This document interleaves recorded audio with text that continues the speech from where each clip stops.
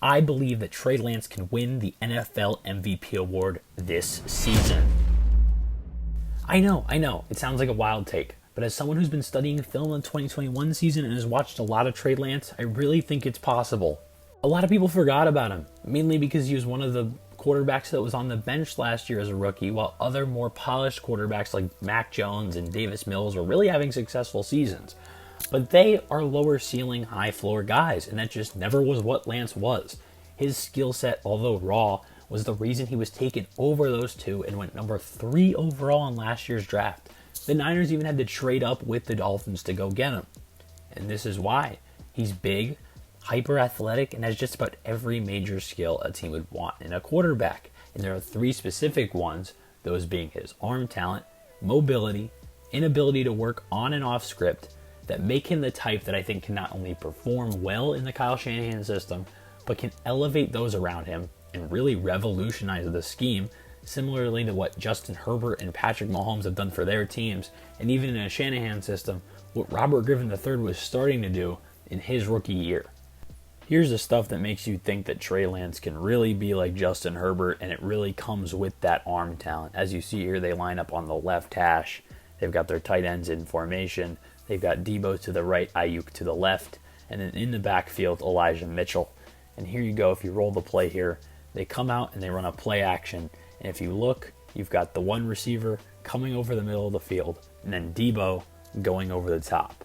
And most of the time, you'd think Trey Lance would just hit that underneath route. It's open, he can sit there and just hit it.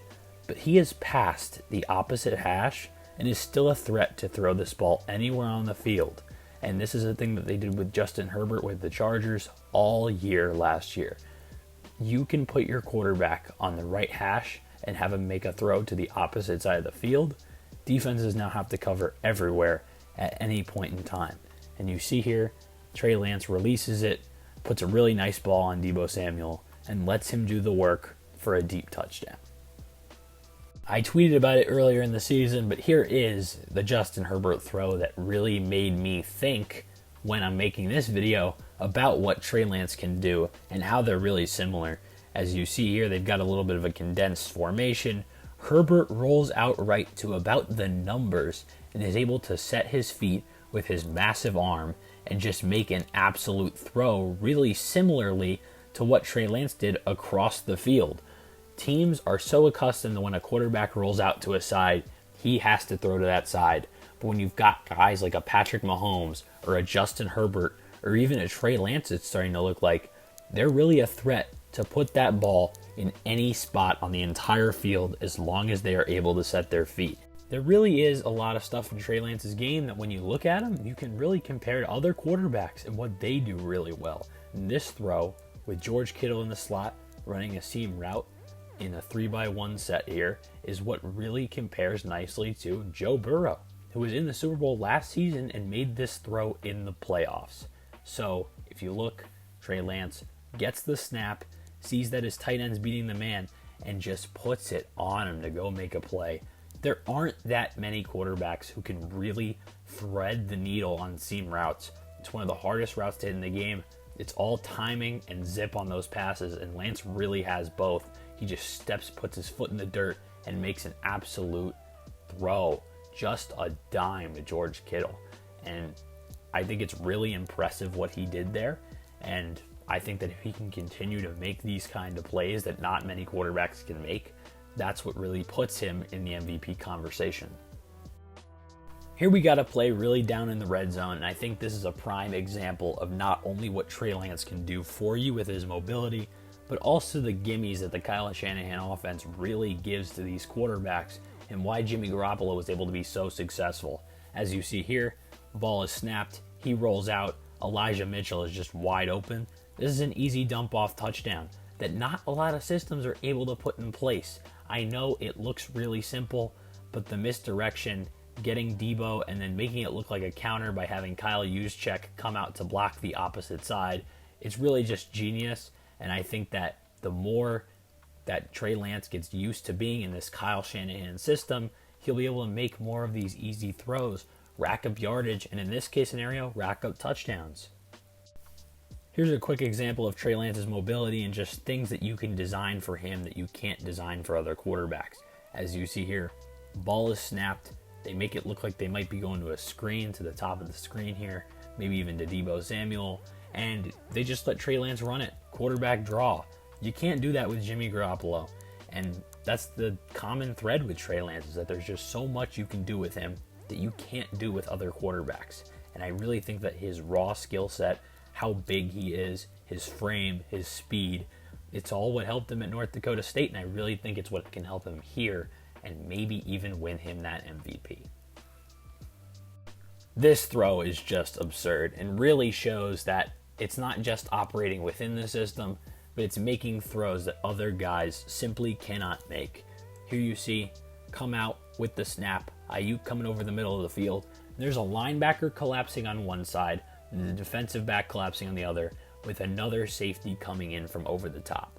And Trey Lance puts it in between the two underneath defenders in the perfect spot, and I mean perfect spot, for Ayuk to make a play, get past that safety, and get a ton more yards out of this, a lot more than he should have, just because of how good that throw is to put him in a position to go get that yak. We got a similar play to the Ayuk play here to Deebo Samuel. They come out, they've got two wide receivers on each side, tight end in line, and they just snap it. Looks like a little bit of a skinny post or a slant, and they just put it on Deebo, and that's just operating within the Kyle Shanahan offense. There's not many guys who are doing it as well as Kyle Shanahan as far as coaches are concerned, and they give their quarterbacks gimmies like this that he can just, go get the first down, make a play, and that's what he does with Deebo Samuel. Trey Lance did a lot of things in this game against the Texans that, even though it looks like he's just working in the confines of his own offense, he's really making plays and doing things that are really impressive. Got a tight end lined up to the right, two receivers on the left, another receiver on the right, and then you've got your running back in the backfield in single back. This is going to be a play action pass where it's designed to hit that bottom receiver coming over the middle, and you can see that Trey Lance does exactly that, but really does something really impressive before. As the snap comes in, Trey Lance gets the ball, play action, that receiver's coming over the middle, and he sees that it's open, but he can't hit it immediately because he's got somebody coming down, attempting to make a play on the ball. So he pump fakes, gets him to jump, and then puts the ball right on the receiver. And that's just really impressive stuff from Trey Lance. I mean, there's few guys who can make this play. You've just got to be able to make it, and he makes a throw that is just absurdly impressive, really off balance on the back foot a little bit, just puts it on Sherfield, and that's something that is really exciting to see. And one thing I really like from Trey Lance is his composure and the fact that he does not panic really in any situation. He did it a little bit in the preseason games and a little bit in his earlier games, but you can see as he became more comfortable, as he played more snaps, he was able to not panic as much and just make plays. Here they come out and on the goal line. This is a safety situation. He looks, he may have missed an open receiver, but he knows, hey, if I make a play for myself, I can go get somebody else open. He goes over, realized he would have gotten sacked or something if he went to the left, so he cuts back over to the right, sees the open hole, reads the fact that Ayuk is uncovering, and just makes a really solid throw on the run. These are the kind of things that Jimmy Garoppolo can't do. If he misses that first guy, he's probably sacked because he's really a statue in the pocket, and that's something that Trey Lance just simply isn't. He's able to move out, make plays. He actually kept reading the field. If you see, he pumped to Kittle, which really opened up Ayuk, and he just puts the ball right on him. And that's really it. That's what I see with Trey Lance. I see a guy who has the arm talent of few quarterbacks in the league, mobility on the same level of few quarterbacks in the league, and then, his ability to work in and out of the structure of the system that I think makes him potentially special. Obviously, this take could age horribly a year, even less from now, but there's just some traits that if they are able to harness those, if they're able to keep a Deebo Samuel, keep this core together, and just build around a Trey Lance with the foundation they already had, I think he can take this team, which did well under Jimmy Garoppolo, to new heights in 2022. So that's all for me today. Thank you. This was Tyler DeSena. I hope you enjoyed the new long-form content. Be sure to follow me on Twitter and subscribe to the YouTube channel. share it around, comment, let me know what you want to see next. I'm always open to more content ideas and just really anything that you guys have to say. I'll see you guys in the next one. Peace.